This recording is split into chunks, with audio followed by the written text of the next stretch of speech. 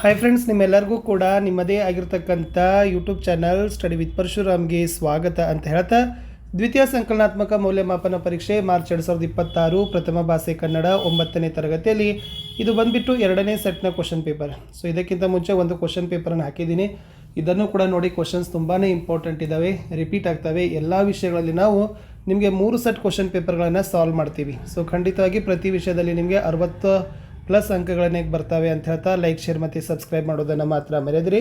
Comment ಪಕ್ಕ hype ಮಾಡಿ. ಎಲ್ಲ ವೀಡಿಯೋಗಳು ಎಲ್ಲಿದ್ದಾವೆ ಅಂದರೆ FA/SA ಎಕ್ಸಾಮ್ 2025-26 ಅಂತ ಒಂದು ಪ್ಲೇಲಿಸ್ಟ್ ಲಿಂಕಲ್ಲಿ ಸೊ ಉಳಿದ ಎಲ್ಲ ವಿಷಯಗಳಿದ್ದಾವೆ. ಮತ್ತು ನಾನು ಡಿಸ್ಕ್ರಿಪ್ಷನ್ ಬಾಕ್ಸ್ನಲ್ಲಿ ಕೂಡ ಪಿನ್ ಮಾಡ್ತೀನಿ, ಅದನ್ನು ಕೂಡ ನೋಡಿ. ಸೊ ಫಸ್ಟ್ ಬಹು ಆಯ್ಕೆ ಪ್ರಶ್ನೆಗಳಲ್ಲಿ ಕೊಟ್ಟಿದ್ದರು ಕನ್ನಡ ವರ್ಣಮಾಲೆಯಲ್ಲಿರುವ ಸ್ವರಗಳ ಸಂಖ್ಯೆ ಅಂತ ಕೊಟ್ಟಿದ್ದರು. ಗೊತ್ತಿರಲಿ, 13 ಅನ್ನೋದು ಸ್ವರಗಳ ಸಂಖ್ಯೆ ಇತ್ತು. ಇನ್ನು ಅಂಗೈ ಅಂತಕ್ಕಂಥ ಪದ ಯಾವ ಸಮಾಸಕ್ಕೆ ಉದಾಹರಣೆಯಾಗಿದೆ ಅಂತ ಕೇಳಿದ್ದಾರೆ. ಸೊ ಅದು ಬಂದುಬಿಟ್ಟು ಅಂಶಿ ಸಮಾಸ. ಇನ್ನು ದೇವಾಲಯ ಪದ ಈ ಸಂಧಿಗೆ ಉದಾಹರಣೆಯಾಗಿದೆ ಅಂತ ಕೇಳಿದರು. ಸವರ್ಣ ದೀರ್ಘ ಸಂಧಿ. ಶರಣರನ್ನು ಪದದಲ್ಲಿರುವ ವಿಭಕ್ತಿಯ ಹೆಸರಂತ ಕೇಳಿದರು. ಅನ್ನು ಅನ್ನೋದು ದ್ವಿತೀಯ. ಇನ್ನು ವರ್ತಮಾನ ಕಾಲದ ಕ್ರಿಯಾಪದ ಯಾವುದಾಗಿರ್ತದೆ? ತಿನ್ನುತ್ತೇನೆ. ಶಿಲ್ಪಿಗಳು ಶಿಲೆಗಳಿಂದ ಗುಡಿಯನ್ನು ಕಟ್ಟಿದರು. ಈ ವಾಕ್ಯದಲ್ಲಿರುವ ಕ್ರಿಯಾಪದ ಕೇಳಿದರು. ಕಟ್ಟಿದರು ಅನ್ನೋದು ಏನಾಗ್ತದಪ್ಪ ಅಂದರೆ ಕ್ರಿಯಾಪದ ಬರ್ತದೆ. ಇನ್ನು ಸಂಬಂಧೀಕರಣ ಮ್ಯಾಲೆ, ಮೇಲೆ, ಹ್ಯಾಂಗ, ಡ್ಯಾಶ್ ಅಂತ ಇತ್ತು. ಸೊ ಹೇಗೆ ಅನ್ನೋದು ಉತ್ತರ ಬರಬೇಕು. ನಂಬಿಕೆ, ಅಪನಂಬಿಕೆ, ಸ್ಥಾವರ, ಜಂಗಮ. ಧುರ, ಕಾಳಗ, ಘೃತ ಕೇಳಿದ್ದಾರೆ. ಘೃತ ಅಂದರೆ ತುಪ್ಪ. ಸಕ್ಕದ, ಸಂಸ್ಕೃತ. ರಾಯ, ಡ್ಯಾಶ್ ಅಂತ ಇದೆ. ರಾಯ ಅಂದರೆ ರಾಜ ಅಂತ ಬರ್ತದೆ. ಇದು ತತ್ಸಮ ತದ್ಭವ ಇತ್ತು. ಇನ್ನು 1 ಮಾರ್ಕರ್ ಕ್ವಶನ್ಸ್ಗೆ ಬರೋಣ. ಪ್ರಶ್ನೆ 11 ಜಯಪುರದ ಸಮೀಪದಲ್ಲಿರುವ ಖಗೋಳ ವಿಜ್ಞಾನದ ಪರಿಶೀಲನಾಲಯದ ಹೆಸರೇನು ಅಂತ ಕೇಳಿದ್ರು. ಜಂತ್ರ ಮಂತರ. ಇನ್ನು ರಾಜನಿಗೆ ಮಹತ್ತರವಾದ ಶ್ರೇಯಸ್ಸನ್ನು ತಂದುಕೊಳ್ಳಬಡವನು ಯಾರು ಅಂತ ಕೇಳಿದರು. ಸೊ ಮೇಧಾವಿಯು, ಶೂರನು, ಕಾರ್ಯದಕ್ಷನು, ರಾಜ್ಯಶಾಸ್ತ್ರ ವಿಶಾರದನು ಆದ ಸಚಿವನು ರಾಜನಿಗೆ ಮಹತ್ತರವಾದ ಶ್ರೇಯಸ್ಸನ್ನು ತಂದುಕೊಡಬಲ್ಲವನು ಅಂತ ಬರೀಬೇಕು. ಇನ್ನು ಅಧಿಕಾರಿಗಳ ಕರ್ತವ್ಯ ಯಾವುದೆಂದು ಬಸವಣ್ಣ ಹೇಳಿದರು ಅಂತ ಕೇಳಿದರು. ಪ್ರಜೆಗಳ ಗೋಳನ್ನು ಮಹಾರಾಜರ ಕಿವಿಯ ಮೇಲೆ ಹಾಕುವುದು ಅಧಿಕಾರಿಗಳ ಕರ್ತವ್ಯ ಎಂಬುದು ಬಸವಣ್ಣನವರು ಹೇಳಿದರು. ಸ್ವಾಮಿಯವರು ನುಡಿಸುತ್ತಿದ್ದ ಸಂಗೀತವಾದ್ಯ ಯಾವುದು? ಸ್ವಾಮಿಯವರು ನುಡಿಸುತ್ತಿದ್ದ ಸಂಗೀತವಾದ್ಯ ಪಿಟೀಲು. ಅಭಯ ರುಚಿಯ ಸಹೋದರಿಯ ಹೆಸರೇನು? ಅಭಯ ರುಚಿಯ ಸಹೋದರಿಯ ಹೆಸರು ಅಭಯಮತಿ. ನಿನ್ನ ಮುತ್ತಿನ ಸತ್ತಿಗೆ ನಿತೂಸಲವು ಎಂದು ಗಾನರಾಣಿಯರು ಯಾರಿಗೆ ಕೇಳ್ತಾರೆ ಅಂತ ಕೇಳಿದರು. ಹರಿಶ್ಚಂದ್ರನಿಗೆ. ಇನ್ನು ತಿಪ್ಪಣ್ಣನನ್ನು ಗಪ್ಪನೆ ಬಲವಾಗಿ ಹಿಡಿದುಕೊಂಡವರು ಯಾರು ಅಂತ ಕೇಳಿದರು. ಶಂಕರಣ್ಣ. ಇನ್ನು 2 ಮಾರ್ಕ್ಸ್ ಕ್ವಶನ್. ದೂತನು ಹೇಗಿರಬೇಕು? ದೂತನು ದೇಶದಲ್ಲಿಯೇ ಹುಟ್ಟಿ ಬೆಳೆದ ವಿದ್ವಾಂಸನಾಗಿರಬೇಕು. ದೂತನು ಕಾರ್ಯಸಮರ್ಥನೂ ಪ್ರತಿಭಾಶಾಲಿಯೂ ಆಗಿರಬೇಕು. ರಾಜನು ಹೇಳಿ ಕಳುಹಿಸಿದ ಸಂದೇಶವನ್ನಷ್ಟೇ ತಿಳಿಸುವ ಸತ್ಯವಂತನಾಗಿರಬೇಕು. ವ್ಯಕ್ತಿ ವಸ್ತುಗಳ ಮೌಲ್ಯವನ್ನು, ಯೋಗ್ಯತೆಯನ್ನು ಸರಿಯಾಗಿ ಗುರುತಿಸಬಲ್ಲ ನಿಷ್ಣಾತನಾಗಿರಬೇಕು. ದೂತನಾದವನು ಈ ಎಲ್ಲ ಗುಣಗಳನ್ನು ಹೊಂದಿರಬೇಕು ಎಂದು ರಾಮ ಹೇಳ್ತಾನೆ. ಇನ್ನು ರಾಧಾಕೃಷ್ಣನವರ ವೇಷಭೂಷಣಗಳ ಬಗ್ಗೆ ಬರೆಯಿರಿ. ದಾಸ್ಯರೂಪ, ಎತ್ತರವಾದ ನಿಲುವು, ಬಿಸ್ಕೆಟ್ ಬಣ್ಣದ ರೇಷ್ಮೆಯ ನಿಲುವಂಗಿ, ಶುಭ್ರವೂ ನಿರಾಡಂಬರವೂ ಆದ ಬಿಳಿಯ ಪಂಚೆ ಮತ್ತು ರುಮಾಲು, ಕೋಪ ಸೂಚಕವಲ್ಲದ ಹುಬ್ಬು, ಯಾವುದೋ ಸಮಸ್ಯೆಯ ಒಳಗೆ ಹೋಗುವಂತಿರುವ ಕಣ್ಣನೋಟ, ಮುಗುಳು ನಗೆಯ ಸುಳಿವು, ಇವು ರಾಧಾಕೃಷ್ಣನವರ ವೇಷಭೂಷಣಗಳು. ಪ್ರಪಂಚದ ಫ್ಯಾಷನ್ ಎಷ್ಟೇ ಬದಲಾಯಿಸಿದರೂ ಅವರು ತಮ್ಮ ವೇಷಭೂಷಣಗಳನ್ನು ಕೊನೆಯವರೆಗೂ ಜನನವಾಗಿ ಉಳಿಸಿಕೊಂಡಿದ್ದರು ಅನ್ನೋದನ್ನು ನೀವೇನು ಮಾಡಬೇಕಿತ್ತು? ಬರೀಬೇಕು. ಇನ್ನು ಶಿಕ್ಷಣದ ಮಹತ್ವ ಕುರಿತು ರಾಧಾಕೃಷ್ಣನವರು ಏನು ಹೇಳಿದ್ದಾರೆ ಅಂತ ಕೇಳಿದ್ದಾರೆ. ಶಿಕ್ಷಣದ ಮಹತ್ವವನ್ನು ಮನಗಂಡ ರಾಧಾಕೃಷ್ಣನವರು ಶಿಕ್ಷಣ ಜೀವನದ ಅವಿಭಾಜ್ಯ ಅಂಗ, ಅದು ಮಾನವನನ್ನು ಪೂರ್ಣತೆ ಮತ್ತು ಸುಸಂಸ್ಕೃತಿಯತ್ತ ಒಯ್ಯುವ ಸಾಧನ ಮಾರ್ಗ ಅಂತ ಹೇಳಿದ್ದಾರೆ. ಇನ್ನು ಸ್ವಾಮಿಯವರ ಸಂಶೋಧನಾ ಆಸಕ್ತಿ ಹೇಗಿತ್ತು? ಸಸ್ಯಶಾಸ್ತ್ರ ವಿಷಯದ ಸಂಶೋಧಕರಾದ ಸ್ವಾಮಿಯವರಿಗೆ ಸಸ್ಯಗಳ ಬಗೆಗಿನ ಸಂಶೋಧನೆಯ ಆಸಕ್ತಿ ಬಹಳ ಹೆಚ್ಚಾಗಿತ್ತು. ಸಸ್ಯದ ಕಾಂಡ, ನರ ರಚನೆಗಳಲ್ಲಿರುವ ವಿನ್ಯಾಸಗಳನ್ನು ತಕ್ಷಣ ಗ್ರಹಿಸುವ ಕಲ್ಪನಾ ಶಕ್ತಿ ಅವರಿಗಿತ್ತು. ಪಿಟೀಲು ನುಡಿಸುವಾಗಲೂ ಸಹ ಅವರು ಹುಡುಕುತ್ತಿದ್ದುದು ಶಬ್ದಗಳ ರಚನಾ ವೈಖರಿಯನ್ನು. ಅಂಥ ರಚನೆಗಳ ಸಾಧ್ಯತೆಯನ್ನು ಚಿತ್ರಕಲೆಯಲ್ಲೂ ಅರಸುತ್ತಿದ್ದರು. ಸ್ವಾಮಿಯವರು ಚಿಕ್ಕ ಮಕ್ಕಳಿಗೆ ಸಹಜವೆನಿಸುವ ಕೌತುಕವನ್ನು ಕಣ್ಣುಗಳಲ್ಲಿ ಸೂಸುತ್ತಿದ್ದರು. ಸಸ್ಯ ಮತ್ತು ವನಗಳನ್ನು ಅವರೆಂದೂ ವನ ಸಂಶೋಧಕನಾಗಿ ನೋಡುತ್ತಿರಲಿಲ್ಲ. ಕಲೆಯ ರಸ, ಆನಂದ ಮತ್ತು ಕೌತುಕಗಳು ಅವರ ಸಂಶೋಧನೆಯ ಇನ್ನೊಂದು ಮುಖವಾಗಿರುತ್ತಿತ್ತು. ಇತಿಹಾಸ, ಸಾಹಿತ್ಯ, ಇತರ ಲಲಿತ ಕಲೆಗಳಲ್ಲೂ ಅವರ ಸಂಶೋಧಕ ಬುದ್ಧಿ ಕೆಲಸ ಮಾಡುತ್ತಲೇ ಇತ್ತು.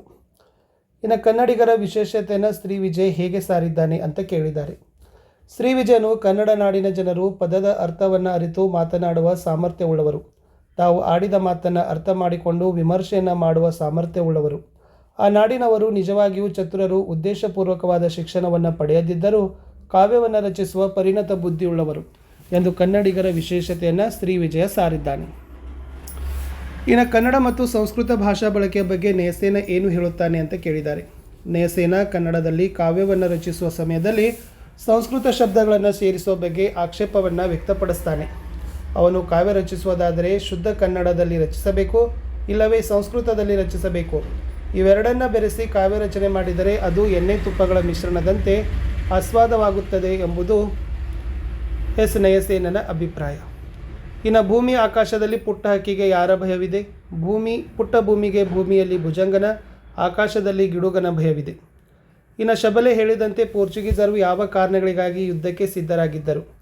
ಪೋರ್ಚುಗೀಸರು ಯುದ್ಧಕ್ಕೆ ಸಿದ್ಧವಾಗಿದ್ದ 2 ಉದ್ದೇಶಗಳು ಯಾವುವೆಂದರೆ, ಒಂದು ಚೆನ್ನಭೈರಾದೇವಿಗೆ ಸಹಾಯ ಮಾಡಿದ ತಪ್ಪಿಗೆ ರೋಜಾರಿಯೋರನ್ನು ಪೋರ್ಚುಗಲ್ಲಿಗೆ ಒಯ್ದು ದಂಡನೆಯನ್ನು ನೀಡಲು, ಇನ್ನೊಂದು ಚೆನ್ನಭೈರಾದೇವಿಯು ಮತಾಂತರಕ್ಕಾಗಿ ಇರುವ ಮಿಷನರಿಗಳಿಗೆ ಅವಕಾಶ ನೀಡುತ್ತಿಲ್ಲವಾದ್ದರಿಂದ ಆಕೆಯನ್ನು ಬಂಧಿಸಿ ಗೋವೆಗೆ ಒಯ್ಯಲು. ಇನ್ನು ಬೇರೆ ಬೇರೆ ಭಾಷಿಕರು ತನ್ನ ಕೃತಿಯನ್ನು ಹೇಗೆ ಹೊಗಳಬೇಕೆಂದು ಕವಿ ಬಯಸ್ತಾನೆ ಅಂತ ಕೇಳಿದರು. ಕನ್ನಡಿಗರು ಅಯ್ಯ ನಿನ್ನ ಕೃತಿ ಚೆನ್ನಾಗಿದೆ ಎನ್ನಬೇಕು, ತೆಲುಗರು ರಯ್ಯ ಮಂಚಿದಿ ಎಂದನಬೇಕು, ತುಳುವರು ಸಂತೋಷದಿಂದ ಅಯ್ಯ ಎಂಚ ಪೋರ್ಲಾಂಡ ಎಂದು ಹೇಳಬೇಕು. ಬೇರೆ ಬೇರೆ ಭಾಷಿಕರು ತನ್ನ ಕೃತಿಯನ್ನು ಹೊಗಳಬೇಕು ಎಂದು ಕವಿ ಬಯಸ್ತಾನೆ. ಇನ್ನು ನನ್ನಾಸೆ ಕವನದಲ್ಲಿ ಕವಯಿತ್ರಿಯ ಆಶಯಗಳೇನು ಅಂತ ಕೇಳಿದರು. ತನ್ನನ್ನೇ ಸುಟ್ಟು ಬೆಳಕು ನೀಡುವ ಬುತ್ತಿ, ಪುಣ್ಯವಂತರಿಗೆ ನೆರಳಾಗುವ ಮರ, ದಾಹಗೊಂಡವರ ತನಿಸುವ ನೀರಿನ ಚಿಲುಮೆ, ಅಳುವ ಕಂದನ ನಗಿಸುವ ಅಮ್ಮನ ಕಂಠದ ಜೋಗುಳ, ಮಾನವನ ಅಜ್ಞಾನವನ್ನು ತೊಲಗಿಸುವ ವಾಗ್ದೇವಿಯ ಕೈಯ ಗ್ರಂಥ, ಮುಸ್ಸಂಜೆ ಹೊಸ್ತಿಲಲ್ಲಿ ದಿಕ್ಕಿಲ್ಲದೆ ನೆರಳಾಡುವ ದೀನರ ಊರುಗೋಲು, ದೇಹವು ನೆಲಕ್ಕೆ ಬಿದ್ದು ಹೊರೆಯಾಗುವ ಮುನ್ನ ಅಂತ್ಯ ಆಗಬೇಕು ಎಂಬುದು ಕವಯಿತ್ರಿಯವರ ಆಸೆಗಳಾಗಿವೆ. ಇನ್ನು ಮುಂದಿನ ಪ್ರಶ್ನೆ ಕೇಳಿದರು. ಕವಿ ಸಾಹಿತಿಗಳ ಪರಿಚಯ ಬರಬೇಕು. ಶಿವರಾಮ ಕಾರಂತ. ಪೂರ್ಣ ಹೆಸರು ಶ್ರೀ ಕೋಟ ಶಿವರಾಮ ಕಾರಂತ. ಕಾಲ 1902. ಸ್ಥಳ ಉಡುಪಿ ಜಿಲ್ಲೆಯ ಕೋಟ. ಕೃತಿ ಅಂಬುವಿನಿಂದ ಬರ್ಮಾಕ್ಕೆ ಅಪೂರ್ವ ಪಶ್ಚಿಮ ಪ್ರಶಸ್ತಿ, ಜ್ಞಾನಪೀಠ ಪ್ರಶಸ್ತಿ, ಕೇಂದ್ರ ಸಾಹಿತ್ಯ ಅಕಾಡೆಮಿ ಪ್ರಶಸ್ತಿ. 2ನೇದು ರಾಘವ ಅಂಕ ಬಗ್ಗೆ ಕೇಳಿದರೆ. ಕಾಲ ಕ್ರಿಸ್ತಶಕ 1225. ಸ್ಥಳ ಹಂಪಿ. ಕೃತಿ ಹರಿಶ್ಚಂದ್ರ ಕಾವ್ಯ. ಬಿರುದು ರಗಳೆ ಕವಿ ಅಂತ ಪ್ರಸಿದ್ಧ. ಇನ್ನು ಪ್ರಸ್ತಾರ ಹಾಕಿ ಘನ ವಿಭಾಗ ಮಾಡಬೇಕು. 2 ಸಾಲುಗಳಿದ್ದಾವೆ. ಮಲ್ಲಿಗೆ ಎಲ್ಲದೆ ಸಂಪಗೆ ಎಲ್ಲದೆ ದಾಳಿಂಬವಲ್ಲದಪ್ಪು ಚೆಂದಮಂತ ಇದೆ. ಸೊ ಇದು ಕಂದ ಪದ್ಯ ಮಾತ್ರ ಘನ ಆಧಾರಿತ ಆಗ್ತದೆ. ಮೊದಲ ಸಾಲಿನಲ್ಲಿ 4 ಎಷ್ಟು ಬರಬೇಕು? 3 ಬರಬೇಕು. ಇಟ್ ಮೀನ್ಸ್ 4 4 4 12 ಬರಬೇಕು. ಸೊ 2ನೇ ಸಾಲಿನಲ್ಲಿ 4 5 ಬರಬೇಕು. 4 5 ಅಂದರೆ 4 5 20 ಅಂತ ಬರೀಬೇಕು. ಸೊ ಇಷ್ಟು ಬರೆದ್ರೆ ನಿಮಗೆ 3 ಮಾರ್ಕ್ಸ್ ಏನು ಮಾಡ್ತಾರಪ್ಪ ಅಂತಂದರೆ ಕೊಡ್ತಾರೆ. ಲಘು ಗುರು ಅದರಲ್ಲಿ ಹಾಕಲೇಬೇಕು. ಎಸ್. ಸೊ ಮುಂದೆ ಬರ್ತೀನಿ. ಅಲಂಕಾರ ಇತ್ತು. ಗೀ ಜಗನಗೂಡುಗಳು ತೊಟ್ಟಿಲಿನಂತೆ ತೂಗಾಡುತ್ತಿದ್ದವು ಅಂತ ಇದೆ. ಸೊ ಇದು ಬಂದುಬಿಟ್ಟು ಉಪಮಾಲಂಕಾರ ಆಗ್ತದೆ. ಲಕ್ಷಣ ಏನಪ್ಪ ಅಂದ್ರೆ, 2 ವಸ್ತುಗಳಿರುವ ಸಾದೃಶ್ಯ ಸಂಪತ್ತನ್ನು ಪರಸ್ಪರ ಹೋಲಿಸಿ ವರ್ಣನೆ ಮಾಡಿದರೆ ಅದನ್ನೇ ಉಪಮಾಲಂಕಾರ ಅಂತ ಕರೆಯೋದು. ಉಪಮೇಯ ಗೀಜಗನ ಗೂಡುಗಳು, ಉಪಮಾನ ತೊಟ್ಟಿಲು, ಉಪಮಾವಾಚಕ ಅಂತೆ, ಸಮಾನ ಧರ್ಮ ತೂಗಾಡೋದು. ಸಮನ್ವಯ, ಇಲ್ಲಿ ಉಪಮೇಯವಾದ ಗೀಜಗನ ಗೂಡುಗಳನ್ನು ಉಪಮಾನವಾದ ತೊಟ್ಟಿಲಿಗೆ ಪರಸ್ಪರ ಹೋಲಿಸಿ ವರ್ಣಿಸಲಾಗಿದೆ, ಆದ್ದರಿಂದ ಇದು ಉಪಮಾಲಂಕಾರಕ್ಕೆ ಉದಾಹರಣೆಯಾಗಿದೆ ಅಂತ ಬರೆದ್ರೆ ಸಾಕು. ಇನ್ನು ಗಾದೆ ಮಾತಿತ್ತು. ಅತಿ ಆಸೆ ಗತಿಗೇಡು ಮತ್ತು ಆರೋಗ್ಯವೇ ಭಾಗ್ಯ. ಸೊ ಯಾವುದೇ ಗಾದೆ ಮಾತನ್ನು ಬರೆಯುವಾಗ ಇದು ಫಸ್ಟ್ ಆಗಿ ಬರೀರಿ. ಗಾದೆ ವೇದಗಳಿಗೆ ಸಮಾನ. ಗಾದೆ ಹಿರಿಯರು ಮತ್ತು ಜನಪದರ ಜೀವನದ ಅನುಭವದ ನುಡಿಮುತ್ತುಗಳು. ಗಾದೆಗಳು ಆಕಾರದಲ್ಲಿ ವಾಮನನಾದರೂ ಅರ್ಥದಲ್ಲಿ ತ್ರಿವಿಕ್ರಮನಂತೆ. ಸೊ ಇದರಲ್ಲಿ ಆರೋಗ್ಯವೇ ಭಾಗ್ಯ ಎಂಬುದು ಒಂದು ಪ್ರಸಿದ್ಧ ಗಾದೆಯಾಗಿದೆ ಅನ್ನೋದನ್ನು ನೀವೇನು ಮಾಡಬೇಕು? ಬರಿಬೇಕು. ಆಮೇಲೆ ಈ ಗಾದೆ ಮಾತುಗಳಲ್ಲಿ ಏನು ಬರೀಬೇಕಪ್ಪ ಅಂದ್ರೆ, ಒಬ್ಬ ವ್ಯಕ್ತಿಯ ಜೀವನ ಅಥವಾ ಒಬ್ಬ ವಿದ್ಯಾರ್ಥಿಯ ಜೀವನವನ್ನು ನೀವು ಉದಾಹರಣೆಯಾಗಿ ತೆಗೆದುಕೊಂಡು ಮೌಲ್ಯವನ್ನು ನೀವೇನು ಮಾಡಬೇಕಪ್ಪ ಅಂತಂದರೆ ಬರಿಬೇಕು. ಸೊ ಆವಾಗ ನಿಮ್ಗೆ ಏನು ಮಾಡ್ತಾರಪ್ಪ ಅಂದ್ರೆ ಪೂರ್ಣವಾಗಿ ಅಂಕಗಳನ್ನು ಕೊಡ್ತಾರೆ. ಸಂದರ್ಭಗಳಿಗೆ ಬರೋಣ. ಫಸ್ಟ್ ಒನ್, ಸೆರೆಸಿಕ ಸೈನಿಕರ ಮೇಲೆ ದೌರ್ಜನ್ಯ ನಡೆಸೋದು ಯೋಧ ಧರ್ಮವಲ್ಲ ಅಂತ ಕೇಳಿದರು. ಸೊ ಇದನ್ನು ಬರೆಯುವಾಗ ನೀವೇನು ಬರೀಬೇಕಂದ್ರೆ ಆಯ್ಕೆ, ಸಂದರ್ಭ ಮತ್ತು ಸ್ವಾರಸ್ಯಗಳನ್ನು ಬರೆದ್ರೇ ನಿಮಗೆ 3 ಅಂಕಗಳನ್ನು ಕೊಡ್ತಾರೆ. ಓಕೆನಾ? ಸೊ ಇದು ಮುಖ್ಯವಾಗಿ ಪ್ರಜಾನಿಷ್ಠೆ ಅಂತಕ್ಕಂಥ ಗದ್ಯಪಾಠದ ವಾಕ್ಯ ಇತ್ತು. ಸೊ ಈ ಮಾತು ಏನು ಮಾಡ್ತಾನಪ್ಪ ಅಂದ್ರೆ, ಹೊಯ್ಸಳ ದೊರೆ ವಿಷ್ಣುವರ್ಧನನು ಹೇಳ್ತಾನೆ ಅಂತ ಇತ್ತು. ಓಕೆನಾ? ಸ್ವಾರಸ್ಯ, ಈ ಮಾತಿನಲ್ಲಿ ವಿಷ್ಣುವರ್ಧನನ ಧರ್ಮಪರತೆ, ಮಾನವೀಯ ಗುಣಗಳು ಬಹು ಸ್ವಾರಸ್ಯವಾಗಿ ಅಭಿವ್ಯಕ್ತಗೊಂಡಿದೆ. ಇನ್ನು ನಿನ್ನ ಮಾತು ಯಾರು ತೆಗೆದು ಹಾಕ್ತಾರಪ್ಪ ಬಸನ್ನ ಅಂತ ಇತ್ತು. ಸೊ ಇದು ಗಿರೀಶ್ ಕಾರ್ನಾಡ್ ಅವರು ಬರೆದಿರುವ ಅಧಿಕಾರ ಎಂಬ ಗದ್ಯಪಾಠದ ವಾಕ್ಯವಾಗಿದೆ. ಸೊ ಸಂದರ್ಭ ಏನಪ್ಪ ಅಂದರೆ, ಈ ಮಾತು ಮುದುಕಿ ಬಸವಣ್ಣನಿಗೆ ಈ ಮಾತನ್ನು ಹೇಳ್ತಾಳೆ. ಸ್ವಾರಸ್ಯ, ಬಸವಣ್ಣನ ಮಾತಿಗೆ ಎಲ್ಲರೂ ಗೌರವ ನೀಡುತ್ತಿದ್ದರು ಹಾಗೂ ಅವನು ಹೇಳಿದ ಬುದ್ಧಿ ಮಾತನ್ನು ಎಲ್ಲರೂ ಪಾಲಿಸುತ್ತಿದ್ದರು ಎಂಬುದು ಈ ಮಾತಿನಲ್ಲಿ ಸ್ವಾರಸ್ಯಕರವಾಗಿ ಮೂಡಿ ಬಂದಿದೆ. ಇನ್ನು ನೀನತ್ಯಂತ ಕರುಣಿ ಅಂತ ಇದೆ. ಸೊ ಇದು ಹರಲೀಲೆ ಅಂತಕ್ಕಂಥ ಗದ್ಯಪಾಠದ ವಾಕ್ಯ ಇತ್ತು. ಸೊ ವಿರೂಪಾಕ್ಷ ಗಿರಿಜೆಗೆ ಈ ಮಾತನ್ನು ಏನು ಮಾಡ್ತಾನಪ್ಪ ಅಂದರೆ ಹೇಳ್ತಾನೆ. ಏನು ಸ್ವಾರಸ್ಯ ಅಂದರೆ, ವಿರೂಪಾಕ್ಷ ಗಿರಿಜೆಗೆ ನೀನು ಅತಿ ಕರುಣಿ, ನಾವು ಮಾಡೋದು ಅತ್ಯಂತ ನಿಷ್ಠುರದ ಕಾರ್ಯ ಎಂದು ಹೇಳೋದರ ಮೂಲಕ ಗಿರಿಜೆಯು ಕರುಣಾಮಯ ಎಂಬುದನ್ನು ಈ ಮಾತಿನಲ್ಲಿ ಬಹು ಸ್ವಾರಸ್ಯಕರವಾಗಿ ಹೇಳಿದ್ದಾರೆ. ಇನ್ನು ಮೋಹ ಮುಸುಕಿದ ಬುದ್ಧಿ ಸರ್ವನಾಶದ ಸಿದ್ಧಿ ಇದೆ. ಸೊ ಇದು ಸೂರಂ ಯಕ್ಕುಂಡಿ ಅವರು ಬರೆದಿರುವ ಪಾರಿವಾಳ ಪದ್ಯಪಾಠದ ವಾಕ್ಯ. ಸೊ ಏನಪ್ಪ ಅಂದರೆ ಸಂದರ್ಭ, ನೆಮ್ಮದಿಯಿಂದ ಜೀವನ ಸಾಗಿಸ್ತಕ್ಕಂಥ ಪಾರಿವಾಳಗಳ ಸಂಸಾರ ಕುರುಡು ವಾತ್ಸಲ್ಯದಿಂದ ಬೇಡ ಬೀಸಿದ ಬಲೆಗೆ ಬೀಳುತ್ತದೆ. ಆ ಸಂದರ್ಭದಲ್ಲಿ ಕವಿಗಳು ಜೀವನದಲ್ಲಿ ಮೋಹಕ್ಕೆ ಒಳಗಾದಾಗ ಅದು ನಮ್ಮನ್ನು ಸರ್ವನಾಶದೆಡೆಗೆ ಕೊಂಡೊಯ್ತದೆ ಅಂತ ಹೇಳಿದ್ದಾರೆ.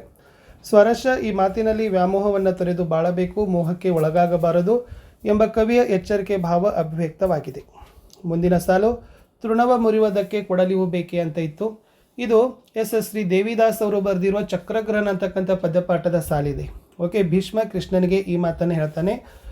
ಸ್ವರಸ್ಯ ಭೀಷ್ಮ ತನ್ನನ್ನು ಹುಲ್ಲು ಕಡ್ಡಿಗೂ ಹಾಗೂ ಶ್ರೀಕೃಷ್ಣನನ್ನು ಕೊಡಲಿಗೂ ಸಮನ್ವಯಿಸಿರುವುದು ಈ ಮಾತಿನಲ್ಲಿ ಸ್ವಾರಸ್ಯಕರವಾಗಿ ಹೇಳಿದ್ದಾರೆ. ಇನ್ನು ಲಾಸ್ಟ್ ಇತ್ತು ಬಲಿಯ ನಿತ್ತೊಡೆ ಮುನಿವೆಂ ಅಂತ ಇದೆ. ಇದು ಶ್ರೀ ತೆಕ್ಕುಂಜೆ ಗೋಪಾಲಕೃಷ್ಣ ಭಟ್ ಅವರು ಸಂಪಾದಿಸಿರುವ ಯಶೋಧರ ಚರಿತ್ರೆ ಕಾವ್ಯದ ಬಲಿಯ ನಿತ್ತೊಡೆ ಮುನಿವೆಂ ಅಂತಕ್ಕಂಥ ಪದ್ಯಪಾಠದ ವಾಕ್ಯ. ಸೊ ಚಂಡಮಾರಿ ಪ್ರಜೆಗಳಿಗೆ ಈ ಮಾತನ್ನೇ ಹೇಳ್ತಾರೆ, ಅದು ಕೂಡ ಇಂಪಾರ್ಟೆಂಟು. ಈ ಭಾಳ ಸರಿ ಇದನ್ನು ಏನು ಮಾಡಿದ್ದಾರೆ ಅಂದರೆ ಕೇಳಿದ್ದಾರೆ. ಪದ್ಯಪಾಠ, ನವಭಾವ ನವಜೀವ ನವಶಕ್ತಿ ತುಂಬಿಸುವ ಹಾಡೊಮ್ಮೆ ಹಾಡಬೇಕು, ತೀವ್ರತರ ಗಂಭೀರ ಭಾವನೆಯ ತೆರೆಮಸಗಿ ವೀರಧ್ವನಿ ಏರಬೇಕು, ಜಾತಿ ಮತ್ತು ಕುಲಧರ್ಮಗಳ ಪಾಶ ಕಡಿದೊಗೆದು ಎದೆ ಹಿಗ್ಗಿ ಹಾಡಬೇಕು, ಯುಗ ಯುಗಗಳ ಆಚೆಯಲ್ಲಿ ಲೋಕಾಂತದಲ್ಲಿ ಆ ಹಾಡು ಗುಡುಗಬೇಕು ಅಂತಕ್ಕಂಥದ್ದು 2 ಪ್ಯಾರಾಗ್ರಾಫ್ ಇತ್ತು. ಎನಿವನ್ನನ್ನು ಬರಿಬೇಕಿತ್ತು. ಪದ್ಯಭಾಗದ ಸಾರಾಂಶ ಕೇಳಿದ್ರು. ಹೇಮಂತ ಋತುರಾಜಿನಳೆಗೆ ಬಂದಿಳಿವೆಂದು ಹೂವಿಲ್ಲ ಹಸುರಿಲ್ಲ ಚಿಗುರೆಲೆಗಳಿಲ್ಲ, ದುಂಬಿಗಳ ದನಿ ಇಲ್ಲ, ಹಕ್ಕಿಗಳ ಹಾಡಿಲ್ಲ, ಕುಸುಮಗಂಧವ ತರುವ ಮರುತನಿಲ್ಲ ಅಂತ ಕೇಳಿದರು. ಸೊ ಏನಿತ್ತಪ್ಪ ಅಂದರೆ ಇಲ್ಲಿ ಹೇಮಂತ ಋತುವಿನಲ್ಲಿ ಮರಗಳಲ್ಲಿ ಹೂವಿಲ್ಲ ಹಸುರಿಲ್ಲ ಚಿಗುರೆಲೆಗಳಿಲ್ಲ, ದುಂಬಿಗಳ ದನಿ ಇಲ್ಲ, ಹಕ್ಕಿಗಳ ಹಾಡಿಲ್ಲ, ಕುಸುಮಗಂಧವ ತರುವ ಮಾರುತನೂ ಇಲ್ಲ, ಕೆಂಪಾದ ಚಿಗುರೆಲೆಗಳ ಪತಾಕೆಗಳಿಂದ ಶೃಂಗರಿಸಲ್ಪಟ್ಟ ಶ್ರೇಷ್ಠ ತೇರುಗಳಂತೆ ಶೋಭಿಸುತ್ತಿದ್ದ ಮರಗಿಡ ಬಳಿಗಳು ಎಲೆಗಳನ್ನು ಉದುರಿಸಿಕೊಂಡು ಮುಖ ಬಾಡಿಸಿಕೊಂಡು ಮೌನದಲ್ಲಿ ಮೈದೆಗೆದು ಮನೋವೇದನೆಯಿಂದ ಭಾಗ್ಯಹೀನರಂತೆ ದೀನವಾಗಿ ಒಣಗಿ ನಿಂತಿರ್ತದೆ ಅಂತ ಬರೆದ್ರೆ ಸಾಕು. ಇನ್ನು ಗದ್ಯಭಾಗದ ಪ್ರಶ್ನೆ, ವೀರಗಾಸೆ ಮತ್ತು ವೀರಭದ್ರನ ಕುರಿತ ಭಿನ್ನವಾಗಿದೆ ಹೇಗೆ, ಅಥವಾ ಡೊಳ್ಳು ಬಾರಿಸುವ ಕಲಾವಿದರ ವೇಷಭೂಷಣಗಳು ಅಂತಿತ್ತು. ಇದು ಡೊಳ್ಳು ಬಾರಿಸುವ ಕಲಾವಿದರ ವೇಷಭೂಷಣಗಳ ಬಗ್ಗೆ ಉತ್ತರ ಇದೆ. ಸೊ ಚೆನ್ನಾಗಿ ವೀರಗಾಸೆ ಪಾಠದ ಒಂದು ಪ್ರಶ್ನೋತ್ತರಗಳನ್ನು ನೋಡ್ಕೊಡ್ರಿ. ಸೊ 4 ಅಂಕ ನಿಮಗೆ ಸಿಗ್ತದೆ. ಇನ್ನು ಪದ್ಯದಲ್ಲಿ ಗುರುಕರ್ಣೆ ಪದ್ಯದ ಸಾರಾಂಶವನ್ನು ಕೇಳಿದರು. ಇದು ಕೂಡ ಇಂಪಾರ್ಟೆಂಟ್ ಇತ್ತು. ಅಥವಾ ಬಿದಿರಿನ ಮಹತ್ವ ಅಂತ ಕೇಳಿದ್ದಾರೆ. ಸೊ ಅದನ್ನು ಕೂಡ ನೀವೇನು ಮಾಡಿಕೊಡ್ರಿ, ಪ್ರಾಕ್ಟೀಸ್ ಮಾಡಿ. ಇನ್ನು ಡೈರೆಕ್ಟಾಗಿ ಮುಂದೆ ನಾನು ಬರ್ತೀನಿ ಪತ್ರಕ್ಕೆ. ಸೊ ಇದು ವೈಯಕ್ತಿಕ ಪತ್ರ ಇದೆ. ಸೊ ನಿಮ್ಮನ್ನು ಬಾಗಲಕೋಟೆ ಸರ್ಕಾರಿ ಪ್ರೌಢಶಾಲೆ ಓದ್ತಿರ್ತಕ್ಕಂಥ ಸುರಭ ಅಂತ ಭಾವಿಸಬೇಕು. ವಿಜ್ಞಾನ ದಿನಾಚರಣೆ ಕುರಿತು ಉಡುಪಿಯ ಶ್ರೀಕೃಷ್ಣ ಆಶ್ರಮ ಶಾಲೆಯಲ್ಲಿ 9ನೇ ತರಗತಿ ಓದುತ್ತಿರುವ ಸಮಂತನಿಗೆ ನೀವು ಪತ್ರವನ್ನು ಬರೀಬೇಕು. ಸೊ ಇದು ವೈಯಕ್ತಿಕ ಪತ್ರ ಅಂತ ಕರೀತಾರೆ. ಸೊ ವೈಯಕ್ತಿಕ ಪತ್ರದಲ್ಲಿ ಫಸ್ಟ್ಲಿ ಕ್ಷೇಮ ಬರಬೇಕು, ಮಧ್ಯದಲ್ಲಿ ಸ್ತ್ರೀ, ಆಮೇಲೆ ಇಂದ ಆಲ್ರೆಡಿ ಮೇಲೆ ಕೊಟ್ಟಿದ್ರು ಸುರಭ 9ನೇ ತರಗತಿ ಸರ್ಕಾರಿ ಪ್ರೌಢಶಾಲೆ ಬಾಗಲಕೋಟೆ, ದಿನಾಂಕ 10/3/2026 ಅಂತ ಬರೀರಿ. ಓಕೆನಾ, ಡೇಟ್ ಬರೀರಿ. ನನ್ನ ಪ್ರೀತಿಯ ಸ್ನೇಹಿತ ಸುಮಂತ, ನಾನು ಇಲ್ಲಿ ಕ್ಷೇಮವಾಗಿದ್ದೇನೆ, ಇಲ್ಲಿ ನೀನು ಕ್ಷೇಮವಾಗಿದ್ದೀಯಾ. ನನ್ನ ವಿದ್ಯಾಭ್ಯಾಸ ಕೂಡ ಉತ್ತಮವಾಗಿ ನಡೆದಿದೆ.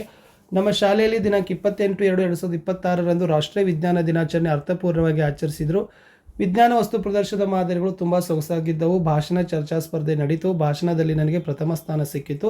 ಸೊ ನಿಮ್ಮ ಶಾಲೆಯಲ್ಲಿ ಏರ್ಪಡಿಸಿರ್ತಕ್ಕಂಥ ಈ ವಿಜ್ಞಾನ ದಿನಾಚರಣೆ ಕುರಿತು ಪತ್ರದ ಮೂಲಕ ತಿಳಿಸುವಂತ ಬರೆದು ಇಂತಿ ನಿಮ್ಮ ಪ್ರೀತಿಯ ಸ್ನೇಹಿತ ಸುರಭ ಅಂತ ಬರಿಬೇಕು. ಲಾಸ್ಟ್ ಹೊರವಿಳಾಸ ಸುಮಂತ 9ನೇ ತರಗತಿ ರಾಮಕೃಷ್ಣ ಆಶ್ರಮ ಶಾಲೆ ಉಡುಪಿ ಅಂತ ಹಾಕಬೇಕು. ಇದು ಮನವಿ ಪತ್ರ ಇದೆ. ಸೊ ಜಿಲ್ಲಾಧಿಕಾರಿಗೆ ಬರೀಬೇಕು. ಸೊ ನೀವು ವಿಭೂಸುತ ಸರ್ಕಾರಿ ಪ್ರೌಢಶಾಲೆ ಅಂಜನಾದ್ರಿ ಬೆಟ್ಟ ವಿಜಯನಗರ ಜಿಲ್ಲೆ. ಸೊ ಶಾಲಾ ವಾರ್ಷಿಕೋತ್ಸವಕ್ಕೆ ಆಗಮಿಸುವಂತೆ ಕೋರಿ ಜಿಲ್ಲಾಧಿಕಾರಿಗಳಿಗೆ ಪತ್ರವನ್ನು ಬರೀತಕ್ಕಂಥದ್ದು. ಇನ್ನು ಪ್ರಬಂಧ ನೋಡಿ, ಮೊಬೈಲ್ ಬಳಕೆಯ ಪ್ರಯೋಜನಗಳು ಮತ್ತು ದುಷ್ಪರಿಣಾಮ, ರಾಷ್ಟ್ರೀಯ ಹಬ್ಬಗಳ ಮಹತ್ವ. ಇದನ್ನು ರಾಷ್ಟ್ರೀಯ ಹಬ್ಬಗಳು ಮತ್ತು ರಾಷ್ಟ್ರೀಯ ಭಾವೈಕ್ಯತೆ ಮಹತ್ವ ಅದನ್ನು ಚೆನ್ನಾಗಿ ನೋಡ್ಕೊಂಡೋಗಿ. ಇದೇ ನಿಮಗೆ ಏನು ಮಾಡ್ತಾರಪ್ಪ ಅಂದರೆ ಎಕ್ಸಾಮಲ್ಲಿ ಬರ್ತಕ್ಕಂಥ ಚಾನ್ಸಸ್ ತುಂಬಾ ಇದ್ದಾವೆ. ಇಷ್ಟು ಈ ವಿಡಿಯೋದಲ್ಲಿ ನಾನು ತೋರಿಸಿದ್ದೀನಿ. ಇನ್ನೂ 2 ಪ್ರಶ್ನೋತ್ತರಗಳೊಂದಿಗೆ ಭೇಟಿ ಆಗ್ತೀನಿ. ಅಂಟಿಲ್ ಟೇಕ್ ಕೇರ್, ಬಾಯ್.